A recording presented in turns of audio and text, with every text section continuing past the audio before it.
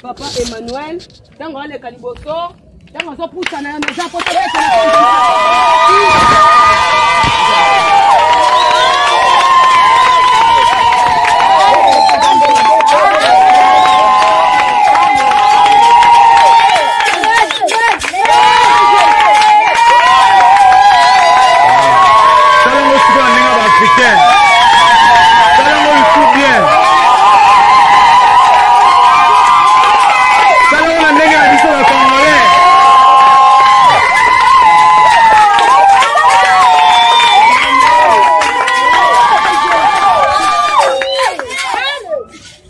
on a dit ça en moitié élevé, vous allez concentrer dans la prière.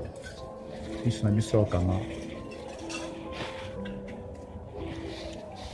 Yoponanga ye, yolinganga ye, yaboye na sena moi na zuwa wapi, zamba boye na sena moi na zuwa wapi. Bolingwa motema ye, Nzamba vanzambe ye, yaboye na sena moi na zuwa wapi ye, Zamba boye na sena moi na zuwa wapi ye, olinganga ye, yoponanga ye, yaboye na sena moi na zuwa wapi ye, Zamba boye na sena moi na zuwa wapi ye. Olinga biso avant to linga yo Seigneur. Yo no pona biso avant to pona yo Jésus. Yo no luka biso avant biso to luka yo Seigneur. Eza yo no landa ki biso avant biso to banda ko landa yo. Kiti to tiki banda kumisala na biso to ye na kati ya oyo esika Seigneur yo ne muto banda yango avant biso. Tokati misala na biso, tokati banzela ba préoccupation na biso. Parce que yo po banda kokata ba préoccupation na po na biso Jésus. Amen. Bolingo ya boye to tikala ko zwango e pa mama te. Amen. Ya boye to tikala zwango pa tata na biso abota te. Amen. To tikala zwango pa ndeko na biso alibota te. Amen. Bolingo batanga i pasteur moko ta tikala opesa ngo. Amen. Kayo ne muto pesa biso bolingo wana. Zambe ya bolingo. Kia boye na tsena mona ozwa susu wapi Jésus. Ezaka yo nde o mérité. Na tongo lelo tombama, na pokwa lelo tombama mo santo. Ozwa esika na yo Seigneur Dieu tout puissant. Na opesoka esika na yo ovana na ngwende na yo. Amen. Na zo stabiliser place na yo nzambe na nguya. Afin que osopa parole na yo édifier et perfectionner et corriger et instruire dans la justice. Et l'enisa mitema ba elembi. Na kombo na Yesu Masia. Présence na yo Yesu katsika o et régner aujourd'hui à jamais. Ndebo to bondeli to beti maboko makasi pour le kumu na nzambe. Alléluia. Amen. Merci beaucoup Tovani Kimia. Et je salue la présence de tout le monde. Et je bénis aussi l'homme de Dieu, maman Jocelyne, pour l'invitation. En tout cas, nous avons vraiment reconnaissant l'invitation. La chair a été faite pour les gens qui sont chers. Amen. Alléluia. Et puis ça met n'importe qui t'es. Alors, en réalité, ils ont grâce n'engolous ambassalinga parce que je ne suis pas même du tout digne. Il y a tellement de choses à Nzambe, Santo Bozali, Kolobana Pari Nzambe. Amen, amen. Mais ce que nous avons c'est parce que ça grâce aux ambassalinga. Alors, il fait sa grâce à qui il veut. Alléluia.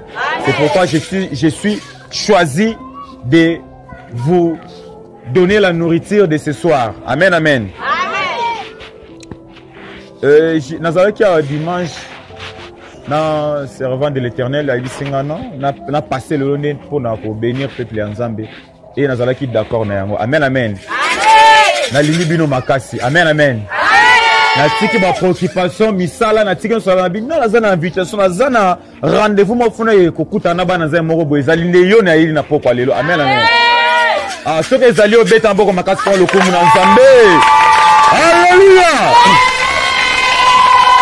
Alors, dans un thème na biso moko ya mukuse justement Bible est tellement mounene. Alors, ce qu'on a na préparation, on a un programme yamatia, il faut toujours instruire et convoquer na voix divine. Amen, amen.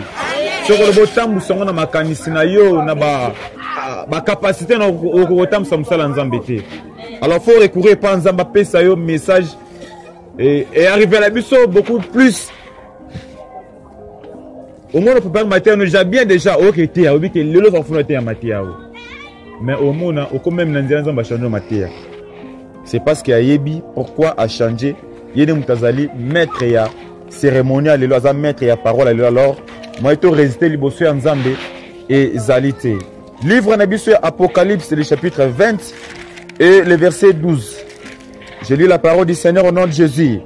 Ceux qui te côté là pour honorer la parole de Dieu, merci beaucoup, je vous bénis au nom de Jésus. Apocalypse, le chapitre 20, le verset 12. La Bible dit, et j'ai vu des morts, les grandes et les petits, qui se tenaient devant le trône. Des livres furent ouverts, et un livre fut ouvert, celui qui est le livre de vie. Et les morts furent jugés selon leurs œuvres, d'après ce qui est écrit dans ces livres. Amen. Acclamons pour la gloire du Seigneur Jésus. Amen. Ah, Tovani, merci beaucoup.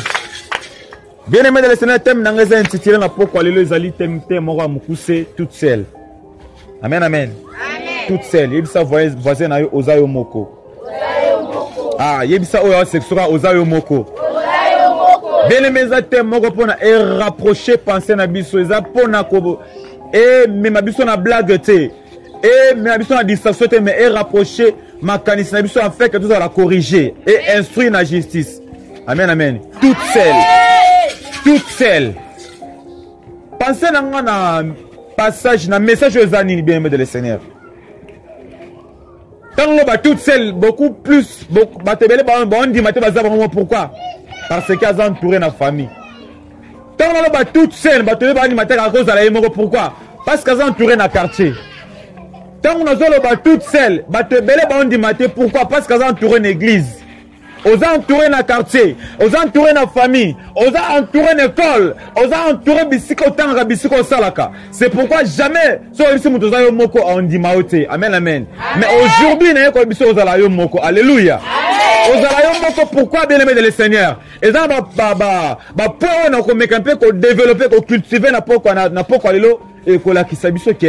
et ozalaka yomoko na vie na yo. Alors que tout le temps dans le livre Apocalypse, Apocalypse c'est un livre moko prophétique. Apôtre Jean Mutakoma ki yango. Belemezaki na sagesse ya Nzamba tiaki na kati apôtre Jean. Ne sera que pendant que Pierre ba okufa na tétitesse, il a s'éloigné, à se retirer na île de Patmos. C'est pendant que Jean oumelaki beaucoup plus na ser mokil awa ke ba apôtre musus. Pourquoi? Parce que tango était na kufi Pierre amoni. Tant que Koufi Pierre a moni, mais Pierre n'a tété sans sanini. Azo qui n'est pas sanini, koko t'as l'évangile. Koko t'as ne kosani ko proposer sans ensemble, on va quoi pour l'évangile ensemble. Ils ont bien bêté. Ils ont pour le coup ensemble. Alléluia. Mais apôtre Jean, Azala qui est très sage, à s'éloigner, à se retirer.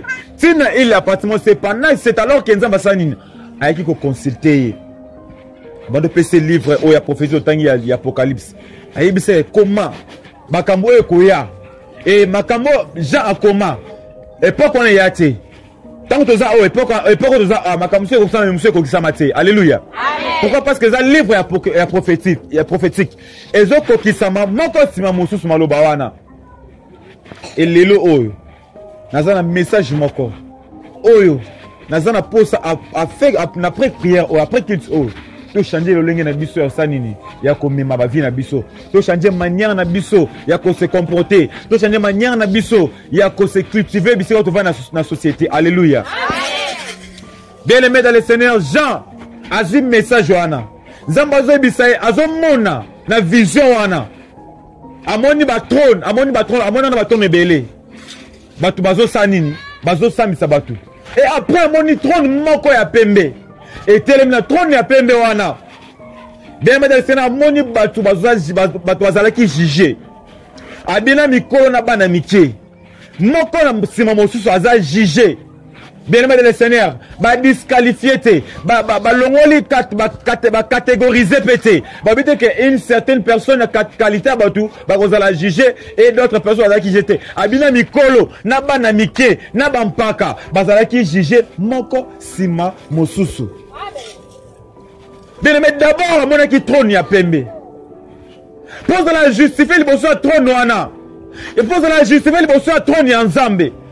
Faut la tout blanc. Alléluia. Faut la pure katia vina yo. Il faut monter dans la pembe. Il faut monter dans la crancune mototé. Il faut vivre les vieux moko sainte les bossu en zambe wana. Bien aimé le Seigneur.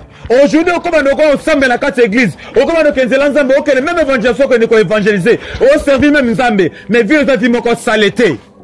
Au côté ma liboso ensemble on prier mais bon moka salité. Au côté liboso ensemble la carte prière, on matin on parler dans ma langue, mais vivre la vie moko salité. De l'émotion dans la vie c'était liboso à trop loin au cause de la justifier. On cause de la justifier, liboso à trop loin. Il faut mener vie moko d'aller à pembe. Alléluia.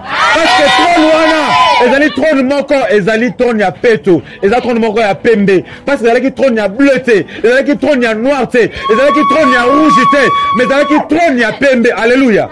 Alors pour nous la justifier, liboso à trône wana parce que jour au jour ezali kaka biso nyoso nanga munote ya na serviteur na ange église oyo na bino na biso tout alléluia. Bakolongola moko te. Biso tout au passé na jugement wana. Il y a un tribunal qui nous attend quelque part. Alléluia. Aujourd'hui, comment critiquer le message de la sainteté? Aujourd'hui, quand il peut se mouter en haut, il y a combat, il y a péché moko. Comment critiquer par exemple ceux qui moutent en mingi s'intéressent qu'à un combat personnel, à Lucas se débarrasser d'un archi faux. On ne prêche pas la sainteté parce qu'on a un combat personnel. On ne prêche pas la sainteté parce que tu as bitumba yango. On ne prêche pas cela parce que tu as un péché, tu as entretenir et tu as lingana simana tout ça nini. Tu bannier yango. Mais on prêche la sainteté parce que c'est la parole de Dieu. C'est ce qui est écrit dans la parole. Alléluia. Comment est-ce que tu as la Bible dans son intégralité, mais vous avez une limite que tu as ôté, et d'autres personnes disent que ce comment ils m'ont été à mingi, c'est bon la motema, yamba et soutika masumu, c'est un bébé spirituel, un bébé prédicateur. Aujourd'hui, nandimi na un bébé prédicateur pour na sanini, na nourri peuple ensemble. Alléluia. Ceux qui vont un bébé prédicateur, un bébé prédicateur nandimi ango, mais pour na le coup moyen sur sanini, ils ont pas une trop naïe. Et d'autres personnes disent que il faut prêcher la bonne nouvelle. Et pour le monde, présenter la bonne nouvelle, c'est juste dire que ce qu'on a maladie, oui, c'est ça, tout beau côté. La bonne nouvelle doit consister, ce qu'on a un problème, on a solution. Bonne nouvelle doit consister, ce qu'on a un Congo, on a pas voyage, on a voyage. Bonne nouvelle doit consister, ce qu'on a un mongoté, on a mongo. Ce qu'on a un moussalate, on a moussal, c'est la bonne nouvelle, oui. Alors bonne nouvelle pour la moutona masumu. Et zanini. Et katika masumu na wana, alléluia. Voilà pesa bonne nouvelle. Bonne nouvelle zakate ya mongo, bonne nouvelle tapé à sainteté, alléluia. Donc c'est la bonne nouvelle. Alors aujourd'hui, la bonne nouvelle qu'elle a même bino, et sa bonne nouvelle la pureté paix à sainteté, alléluia. Bien-aimé dans le Seigneur, un jour, tu te rendras compte que tu as été toujours né seul. Un jour, on rend compte que la vie n'a aux alayo moko. La plupart de toi, tu as l'habitude d'imiter, de collecter, l'entourage, l'environnement, qui est accompagné, na papa, accompagné, na maman, accompagné la famille, un jour, ta famille, ils ont la force à ça, à côté là. Pourquoi je dis cela? Parce que, na mokili awa, ceux qui sont dans la police, tout le monde a tendance à ça, il y a visiter. Au moins, tout ça, le foufou na tongo, on est le tina pourquoi. Si on va transférer, il faut famille sanine et la note va transférer. Mais là-bas, visite les alakaté. Alléluia. Liboso trône en Zambé, audience les alakaté. Liboso, il y a tribunal naïe. Priorité des alakaté. Amende des alakaté. Ah, bah, quand foutu la main de Bimi, mettons au télé Makuna. Bene Makamosa qui n'a mokil awa. Il met le na écran. Tu seras jugé un jour. Tu seras jugé, mais je veux qu'après ton jugement, tu sois justifié. C'est ça mon souci. Mais mes soucis, après jugement, les bonnes nouvelles que je te présente et que tu sois justifié. Chose à laquelle on faut mettre avant. Oh, yamba Jésus-Christ. Et la même misère est au sein de continuer dans la bonne Zambé. Ce qu'on a traité de béré, moussous na kata bonne Zambé. Et ça la béré, mon cœur continue sous tes os stoppant à partir à l'élo, s'il vous plaît. Bien, aimé de le Seigneur. Un jour, on s'est retrouvé au soit trop noir. Amen. Bien, mais on a annulé rendez-vous dans le médecin. On a annulé rendez-vous dans le dentiste. On a annulé rendez-vous dans l'ophtalmologue. Mais on a un seul rendez-vous annulable. On peut jamais annuler yango. Bien, souka, mututu. On peut se rapprocher petit à petit, pas à pas. Alléluia. Bien, aimé le Seigneur. Au fur et à mesure, ils ont se succédé. Au fur et à mesure, ils ont la mouka. Ils ont se rapproché dans l'Iwana, premièrement. Et de deux, ils ont se rapproché dans l'enlèvement. Alléluia. Bien, le Seigneur, ils ont sanini. Ils ont bakisama. Ils ont la mouka, comme ça, le quoi l'habitude. Et au bout même que tu as vino en ordre. Mais je te dis, un jour, tu seras surpris et brisqué. Au Satan qui n'a un côté, il venait comme un voleur. L'enlèvement est réel. Jésus-Christ est à tel point Moïbi. Au moins, quand vous avez la conscience, mais maintenant, parce que vous comprenez en humilité. Quand Jésus-Christ a dit qu'il y a un quoi Moïbi, nous la sanine. Jour où vous allez après, on a joué sur Yati. On se fait bien. Jour où on a mis bon, on a bien déjà, on a joué sur Yati. Quand jour aux qui dit bawana tant le bakana ça répond à l'élo et n'a qu'on se repentir tant que ça on va mort à brisquer on va mort à sanini à couture. Alors tu vas coucher dans la situation marabé bien mes soeurs nous a ni bosser aïe. Qu'est-ce que tu diras devant ton Dieu? Continue de te rendre et tant au thème à bosser à ton aïe parce que tu seras jugée toute seule. Ben le mot moko. Pourquoi ça semble que comme au Kosayo? Pourquoi comment on a un sentiment de camarade? Pourquoi comment on a un sentiment de famille? Ou comment on a un environnement dans le bien de le Seigneur? Au comprend même l'église, autant la ce qui a été en appel en Kénété. Au comprend ressemble là, au comment l'entourage dans le bien de le Seigneur. Combien de personnes dans le quartier? Ceux qui sont barrés dans le quartier, mais combien de personnes dans le quartier? Mais les gars, franchement, ensemble de Télémi, votre sanini, votre rendre incrédule, votre unité manabango. Là, il dit que si tu attends ma voix, n'endurcis pas ton cœur. Ce qui m'a envoyé en Zambé, quand on a monté manayote. Oui, je parle même de l'environnement, dans tout autour, parce que tout le temps, bango, jour et nuit, parce que la mouka, parce que passer même pas l'éternité na bango, parce que passer même pas ceux qui va couper aux alawapi, parce que passer même pas ceux qui sont massés à zongi, et ça n'a pas besoin de bien aimé le Seigneur. Mais après ça, et ça a dit, monsieur, c'est la bisso, le lobaté, bisso, la vino, c'est yango, archifo, vino, c'est yango, tefi, monsieur, c'est la bisso, kuna, ozona awa, yango, sanyo, qui est bouka, yango, kuna. Et qu'est-ce que tu sais maintenant? Et aux autres boucanines. Aux autres boucanines. La Bible dit, dans Galates, je crois, chapitre 7, c'est le verset 6. Ou chapitre 6, le verset 7. On ne se manque pas de Dieu. Ce qu'un homme aura semé, il les moissonnera aussi. Ce que vous semez, Masumu, au bout de la jugement, ce que vous semez, c'est bien au bout de justification. Je veux que tu sois justifié le jour de ton jugement. Tu seras toute seule.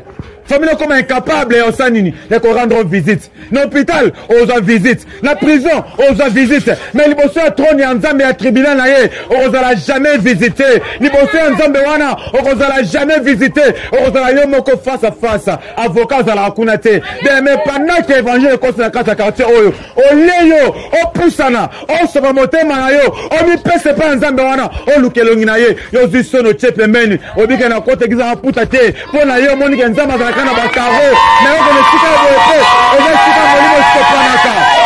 Alléluia. Alléluia. Je vous rassure que ce n'est pas moi qui l'ai dit, mais c'est la Bible qui l'a dit.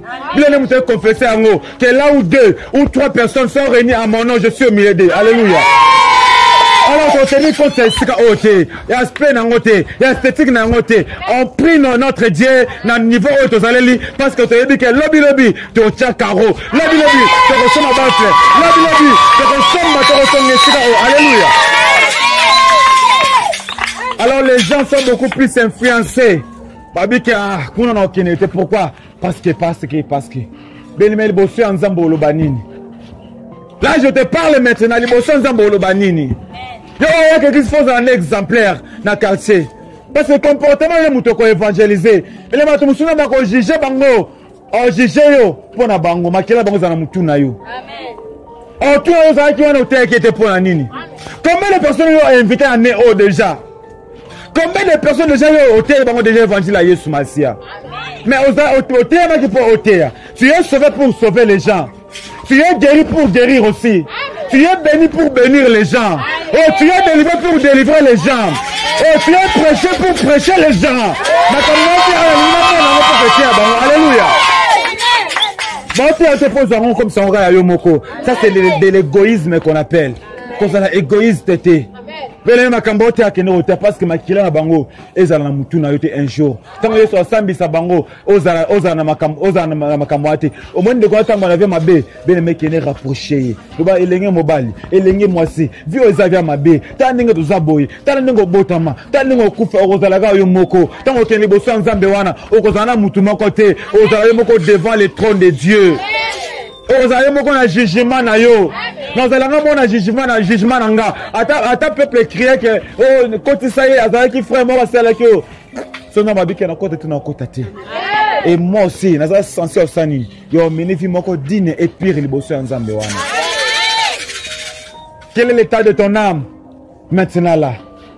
Au recevoir Jésus-Christ comme Seigneur et Sauveur. Maintenant âme nous en lenge nini.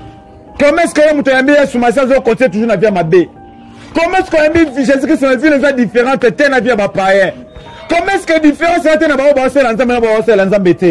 Ok, il disait que la différence doit être là. Il faut une différence c'est là. N'a pas servir nga, n'a pas servir ngate.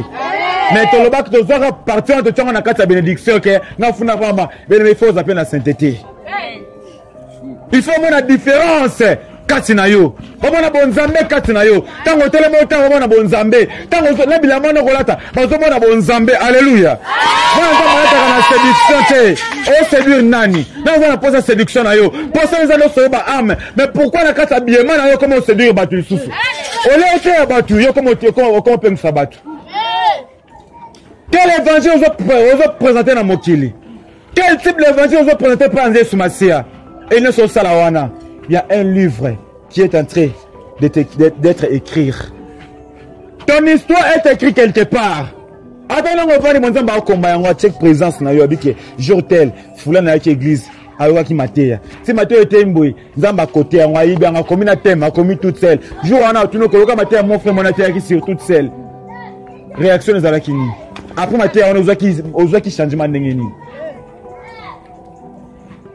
Ben moza muta mawaso concerne la vie wana après matéa oyo. Oza muta wa pas se comprendre bonzambe te. C'est pourquoi avec tout l'amour bien-aimé de le Seigneur, banda kozwa, ba décision na ba précaution na yo. De manière kosani, autant d'une manière digne et agréable au nzambe wana. La mort existe. L'enlèvement aussi existe. Peu importe ce que c'est Oumeli. D'ailleurs, moi je dis que ceux qui sont Oumeli, maman Jocelyne, c'est parce que c'est la VIP. Amen. Ceux qui sont Oumeli, c'est parce que c'est VIP, parce que c'est une ville en or. Qu'on a briques les alités, cimets les alités. Kuna matériel les alités. T'as la mokil soit ton immeuble na vitre. Ba ton immeuble quand na bâtir en poule. T'as la beauté bimisaka. Mais tu vois quand on a ville moko en or ba ton la biso. Aoumela te. Ngana bika ka ville nga nord esanini et zelangai. Nyo ko likolo kuna eza en or. De metaka kande diamé et pesara na mbongo. T'as diamé zalara. Siko or coûte moi tu tira awa coûte la plupart des tabac mona ornanté. Mais si vous avez en or, un jour, ils ont l'eau la moko, ils ont le moko, ils ont un sauveur moko, ils ont un zambi moko, ils ont un liwa moko, ils ont un jugement moko, et un tribunal moko. Bel aimé, il faut un jugement na yo. Bel aimé le Seigneur, avocat nous nous sambi ça. Pourquoi? Parce que c'est lui l'avocat. Avocat n'a pas permis la tête à la nani. Et ça Jésus-Christ. Mais le jour là, c'est ton avocat ça ni mto sambi ça yo. Aïe d'abord secret à vie na yo zo mené wana. Oza temps bombé likambo na ote. Ayebi déjà que nous ala boy. Oza na vie telle chose ça la makamwana. Alors ce qu'on se repentir te. Ce que oyambolité, ce que tiki yangote, ce que na vie wana. Bien aimé dans le Seigneur, un jour avocat na sambisa yo. Alors liboso avocat wana. Olobani. Qu'est-ce que tu diras liboso avocat wana? Alléluia. Bien aimé dans le Seigneur. Je suis arrivé presque à la fin. La linga la moulaïté. La linga je na rappelé que un jugement mo reza pembeni et sanine et zela yo. À chaque fois zo la muka, yeba ngo se rapprocher en liwa na yo. Bien aimé za mokolo moko. Batu ba sangana. To ba sambela te. Eza mokolo moko. Batu ba sangana. Po ba fêter te. Eza na jour moko. Batu ba sangana. Justement pour les ana katikati na bango lali bango ba entouré yo ozala yo moko mutu atam soko na masumu wana ozala te ko abandonner otika yo mutu atimi ka otekene ko sumu kana ozala te 3 jours sur atike wana ayo konkele akimio parce que ovimba opasuka okomi solo vanité de vanité c'est Christ yene mtapesa kanini vie éternelle. Après avoir basangani, basuka na sangana te. Bazu ba tombolo, baketi ko musika mboka. Après bazongeli ba continuer ko sambela. Après bazongi, ba continuer ko fêter. Après bazongi, ba continuer ko sepela. Après bazongi ba continuer ko seka. Ma misone sani le kauki bango, mais ba bosani yope. Histoire ne s'effacer. Ben moi qui na mokili, o créer histoire. Mais dans un jour moko histoire na yoana et kozala effacer. On peut passer un jour aux éternalités. Il faut que nous ayons une éternalité. Il faut que nous ayons une salangai. Il faut que nous ayons un jour moko. Nous avons des bosses en Zambewana. Nous avons quelque part. Nous avons un voyage, un pèlerinage. Nous avons appelé quelque part. Alors, nous avons des bosses en Zambewana. Ou l'obani des bosses. Une histoire pour nous clôturer le message. Et cette histoire, moi, je vais vous faire mingi. Et cette histoire moko est touchant. Et cette histoire moko est raison sanga pe na kati ya boyebi. Attends mon entourage comment qui flatter ko influencer moi so histoire na yelinga na muto na bike non. Parce que je ne suis pas n'importe qui, na ko sa fait n'importe quoi te. Et cette histoire moko fondée fabriquée mais na kati ya doctrine chrétienne. Alléluia. Est-ce que ça pourrait être une histoire wana? Bien aimé de les Samabi qui est une histoire fabriquée, mais dans la doctrine chrétienne, il y a des anges. Des anges qui sont dans la lula. Donc on se promener. Pendant qu'on se promener, on a commis quelque part, on a commis enfer. On a dit que tu as un enfer, il fait votre basique en 4, c'est ça non? De te habiter.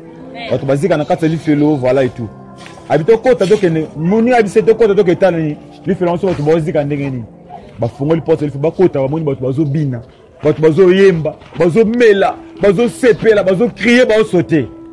Ah bon li felo to ka bato bazo ganga bato balelaka nzoka ne la fête boy c'est que bakosa ka bisoko abi batala abi ke lelo à partir de sani to zo pas royaume nzambe to bisaka sani to demso sani ni to na li felo babi na li felo baké na royaume na paradis bakuta na nzambe nzambe ndenge za boito moni bokosa na bino biso bolo bakeli felo ezalaka moto to bazikaka to moni ke ba to trouver boto sanini to kene ko installer kuna pour du bon pour toujours parce que là-bas ça bouge parce que là-bas on fête parce que là-bas les gens boivent parce que là-bas les gens chantent parce que là-bas bato ba sanini bato ba sepela ça me donne bon question est-ce que vous êtes vraiment certain? Est-ce que vous êtes vraiment concernés par le bana? Ah, tous d'accord, tu n'es pas là. A délégué des anges, va accompagner bana. Bah comme la porte en fait, va fouiller bana peut porte. Bah côté. Bah quand la bana porte en fait, bah check clé cadenas. Tant bah check la clé cadenas. Bah on va baluki na sima qui chaleur déjà. Na sima mukongo na bango. Ko pesa nous autres apesi batala ba moni batu ba bi gratter bazo ko mizokisa batu bazo crier ça c'est là qui fête et là qui na ngosika matanga parce que batu bana osepela nzo na ke sika kolela batu bazo lela bazo zika bazo bisa ba pitié bo uti bo esika ba ange bo ko sauver biso bo ko sani bo ko sauver biso ba ange batali bango ba betala ni babike et c'est aux esika pasi boy or que zaki na deux démons bazaki sinisima na bango ba batala bango de tant ba yaki combien tour ba démons na basani ba wana omona bango. Avec deuxième tour, bah démon na baza toujours na baota la bango, ba komo seka bango. Bon c'est biso po na bike, wana boya ke zaki tourisme et au boye pour na résidence. Bien aimé le Seigneur, je voulais juste te illustrer penser oyo. Koloba ke moni sengo mukili oyo, eza tourisme. On ba bar oyo to mona oyo, eza tourisme. O moni ba fête wana bina ka wana, eza tourisme. Ba drogue ba alcool wana o mela bazo langa ba sepela wana tourisme. Mais un jour, tant qu'on a résidence, on comprend que ça qui lui fait le la moto. Ah, on a moto parce qu'on a tourisme. Ah, on a moto parce qu'on a la visitation. On visite en haut, on met là, on se peut la parce qu'on a la tourisme. Mais un jour, aux ala. Pour la résidence, on comprend que on est à la moto. Et là, c'est comme tu sais avant d'aller. Mais les chansons qui la carte tourisme à l'ifelo. Maintenant qu'on s'est loco, qu'on s'est déconnecté. Maintenant qu'on s'est retiré. Maintenant qu'on mis l'ongle la carte tourisme wana. Maintenant qu'on a conscience na yo. Donc il s'est en place. En fait, ok nous qu'on résider, c'est qu'à passer wana té. Parce que c'est comme que ça pour la muta vana té. Et c'est comme que salama pour na démon, na satana. Alléluia. Et c'est comme muta ko vana té. Pour na yo ko supporter chaleur ya fierté. Tala moto makala moso exécution ngo vimbaka. Alors liboso ya moto wana oko résister te bien aimé le Seigneur. Le roi la carte distanciation tourisme wana. So mutana comment va présenter dans nous qui sauter. Va présenter dans nous tchadete et le roi liboso va présenter dans nous échangère, boulevard, ma mine d'Awana, pourquoi? Parce que flatterie, évangélisation, ça y en a les satana. Azo flatter, batma sani, ba comprendre les kounes sengozali, mais les sengozate kuna. Après, flatter votre ma barre, ba bon les kounes sengozali, mais kounes sengozate, ba boss kounes sengozali, mais sengozate, la botelle kounes sengozali, mais sengozate, le roi ne kobo, le roi na bar, le roi ni langwa, le roi na masumu, le roi na masumu, le roi na kotonga, le roi na kindumba, le roi a déjà dit, le Seigneur. Tourisme. Mais jour moko, ok, ne pas résider funa. Alors, éteint à eux à la nengenini. Ok, souffrir jour et nuit. Pour les siècles, sans limite. Jour nous, mais vient mettre le cas de la souffrance. Alors, ce qu'il fait, aux gens de souffrance. Mais bonne nouvelle, ils apprennent à toi qu'il y a un paradis. C'est vrai, bisous au Sambisama. Mais dans la bâtou Moussou, encore savoir qu'il y a un brûlé. Mais ma prière aujourd'hui pour toi, ils ont qu'il y a un mototé, moi qu'il y a un sengo, au côté d'un paradis. Pendant que nous allons juger, pour voir que nous avons un moto, mais nous allons juger, pour qu'on t'a lola, pour qu'on t'a sauvé. Ce qu'on veut dire, Mayango, Salamerayo. Nous avons besoin de ma carte à l'automne, on va la CDT. Ce qu'on veut dire, on va remplir ma capacité, naïe. Demandez le Seigneur, ils ont battu, on va juger pour qu'il y ait le feu, bazar destiné. Mais ça, bon, je vais la juger pour la ligne. Bakota Lola. Bien aimé le Seigneur. Banda ko conscientiser vie na yo. Banda ko tani longi no tambuse vie na yo. C'est comme il a mal même ya terre pourquoi parce que ba prédicateur ba quand même son côté à Makambo. Pourquoi? Parce que soit t'es en haut. À mon état blessé mi mais moi je préfère te blesser au moins. On a une vérité. Que kobono sala ka imoli felo. Que oza censé otika masumu wana. Oza censé otika via mibali wana. Oza censé otika via basi wana ndeko. Ndeko. Viva sala ngona brillanté. Examen ko sala ngona papier brillant. Au final ngo oza réponse de remplacer sika malamu. Mais viva sala ngona papier brillanté. Makambo sala oyo. Ils ont un livre moi comme quelque part. Ba ko masumu no wana. Hypocrisie no ba ko quelque part. Vino à cacher comment quelque part. Tango telema. Ozala un grand serviteur, une grande servante. Liboso ya Yesu Masia. Mais ma kamuno nyo sana ba publier yango. Ba publier on a mis sa population amona azala ki ne muta boy. Azala ki muta mabe boy. Azala ki muta misala boyende. Bien aimé. Les tribunaux za mezate pour na exiger biso na ba péché de commettant avant to yamba Yesu Masia. Tango yamba Jésus Christ a limbisa déjà beau sana. Mais tango za na kata bonzambe. Okoy muto ya sika. Tambusa vie na kata robanga nzambe. Pourquoi? Parce que vous êtes une nouvelle créature. Alléluia. Amen. qu'on se compare na vina mokilité, qu'on se compare na quartier, qu'on le batte le roi ba finga pe na finga, qu'on batte le quoi ya soina kaza pasteur na pe na soina parce que pasteur a soigné, qu'on ba ko soina parce que pasteur a soigné, qu'on bunete parce que pasteur a bundi pourquoi parce que za mutu, mais le koliboso a jugement aux ala compagnie pasteur wanate, aux ala yo moko sans document, sans dossier, maboko pamba, au temi bosa trop wana et osa juger, na suka na ngo décision finale et où t'es pas nzambe wana. Alors menez vie na yo na kasa secret na nzambe wana, menez vie na kasa secret na nzambe wana. Pourquoi? Parce que l'homme a la capacité ya ko bako na lifelo, l'homme a la capacité ya ko justifier yo. Si on tali biso wasala nzambe okobeta libako. Mais qu'on a mosala nzambe te, qu'on a bisoté. Ben maintenant beto bakou pas. Tala Yesu Masia. Les vrais c'est Jésus-Christ. Te prends tarabino agneau de Dieu. L'épouse c'est Jésus-Christ. Ce n'est pas moi, ce n'est pas l'homme de Dieu, mais ça Jésus-Christ de Nazareth. Nazareth c'est até abinoye. Nazareth até abinoye Yesu Masia. Le quoi até abinoye Yesu Masia n'a pas été abinoye Jésus-Christ wana. Parce que biso ko sani. Oté até Yesu Masia wana. Yo kanga d'abord s'il vous plaît. La ligne juste. Au pesa wa menika ya elo yengete. Maintenant na posa na sima prière oyo. Ozo ngana quelque chose na mutu na yo. Oba na kozwa décision. Olo ba kevi na ngai. Na tamsu na kata vie ya mabe. Na kata hypocrisie. Liboso ba sanza na mimisa mwana malamu. Mais na kata secret na ngai. Toba kama na salaka. Mais nzambe na posa tika yango pesa na makasi. Eko bana lelo na zi décision wana. Ya ko kabwana na kindumba. Ya ko kabwana na ko swang, na ko swana, na ko tonga, na ko finga. Ya ko se libérer na makambo wana c'est entourage ngai. N'est qu'un politesse paix. Otika yango paix. Alléluia. Ozana agréable bosso nzambe wana. Pourquoi? Parce que ozayo moko. Ozayo moko. Ozayo moko. Na uso zana de comment quand otambola na ya bisingai. Na laki na butana loti ndoto. Accompagner ka kufa ngam na biseka ozaki ya kufa. A loti ndoto ba mimi na lola. Bazo sambisaye enlève ben salami pena lève mes salami aki bazo sambisaye ba sambisi ba sisi ba beke tano ko kina otezonga ba yeba mimba zongi seti na mukili ba biseke tikene tia évangile tanga yesu kana tongo ayibite ka kufa kina biseke la plupart des temps ba sala ba rêve bon ba sala nini so nzamba retenir okuno sani ozonga na ba moité olinga pour la mukali susute ba to olinga ba la mukali kuté obe mais pourquoi? Parce que jugement de salami et salami déjà qu'on a kati. Bien-aimé de le Seigneur, ne par rapport à ce que vous savez, pourquoi? Parce que vous avez pour servir Nzambe. Vous avez pour la distraction, vous avez pour l'ambiance, vous avez pour la vie.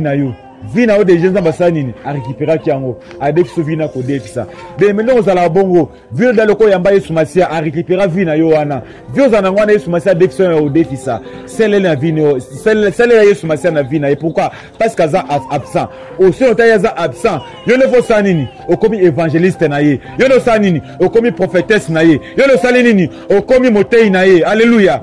Ce que ça qui na mokili malinga banote aye moko mais le ko azate yango no tikali wana le ko molimo zakati na yo bien me côté évangélisation zob nini am na yo wana le ko les a sauvé bana ko partager sali na yo na bande ko mususu o baza sauver na muté bana ko kabula yango bana ko panza sango malamu ozala mwasi ozala mobali bien aimé limitation ezalité déjà quoi na kombo na Yesu Masia oza censé à partager bonne nouvelle si vous allez kola na côté l'émission na ko réveiller yo bien aimé so commission évangélisation à na kati sika okoma ko tambola okoma ko no panza sango na Yesu Masia okoma na journée moko évangélique oyo boko s'organiser que journée telle to mando bimana kati évangélisation ko no sani ko panza sango na Yesu Masia. Alléluia.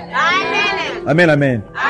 Et la Bible dit que ceux qui moko ayambisi mutu Yesu Masia et bela masongne sani et limbi sani. Alléluia. Alléluia.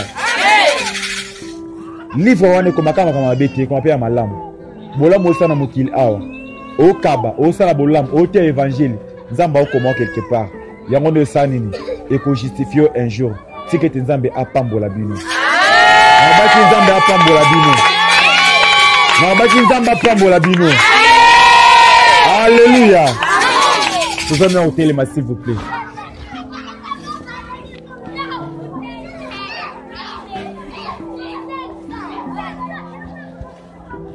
Olinganga ye ya boye na sala moi na zuwa wapi Zamba boye na sala moi na zuwa wapi olinganga ye oponanga ye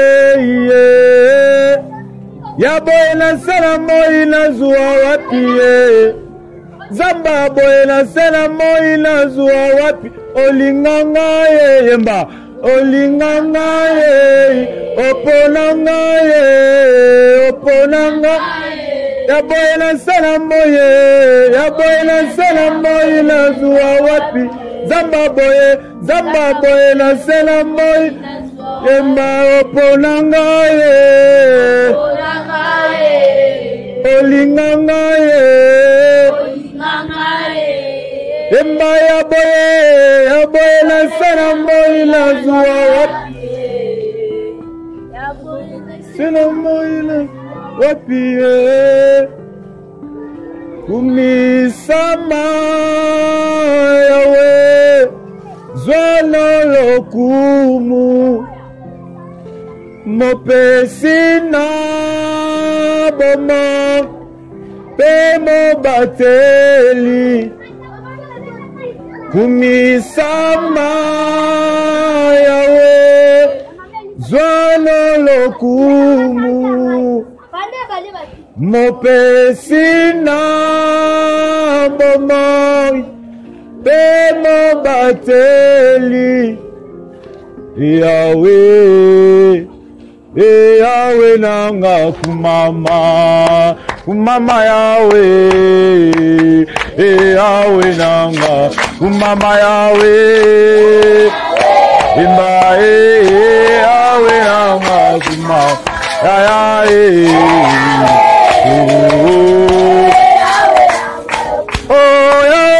kumama yawe elelonga nanga kumama yawe elelikananga kumama yawe nanga kumama yawe nanga kumama yawe elelonga nanga kumama layo elezambelanga kumama yawe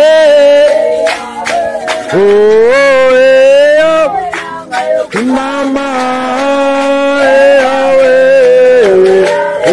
yawe nanga emba kumama yawe kumama yawe kumama